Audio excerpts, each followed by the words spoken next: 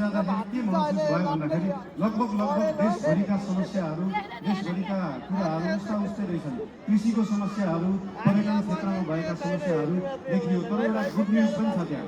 Good news के हो भन्दाखेरि एउटा जिल्लामा समस्या छ भने त्यसको समाधान अर्को जिल्ला देशभित्रै रहेछ। त्यो समाधान मिलाउने पार्टी बन्न चाहन्छ राष्ट्रिय स्वतन्त्र पार्टी। हाम्रो देश हेटौडा सिमेन्ट कारखाना जस्तै भएको छ। मेसिन पनि छ, म्यान पावर पनि छ, खानी पनि छ, तर बन्द। अब चल्नु पर्यो। नेपाली काङ्ग्रेसको वायु फ्याक्ट्री जस्तै चल्नु पर्यो। अब त्यो पनि पुरै देशभरि चल्नु पर्यो। 100 वटा भन्दा देशमा जानु पर्यो। त्यसरी देशका उद्योग कल कारखानाहरूलाई चलाउने पार्टी बन्न चाहन्छ। अब यहाँ आयो, तपाईँहरूलाई भेटियो, धेरै खुसी लाग्यो। तपाईँहरू किन टेन्सन लिनुहुन्छ क्या? पार्टीको सभापति नै यही उठ्नु भएको छ, के को टेन्सन?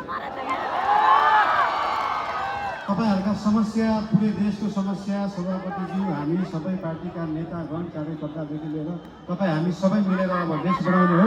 र आज यो हाम्रो सभामा तपाईँहरूलाई भेटेर ज्यादै खुसी लागेको कुरा तपाईँहरूले पनि भनिसक्नु भएको छ। धेरै बोल्न चाहिन, धेरै धेरै माया। तपाईँहरूको जय होस्, देशको सही होस्।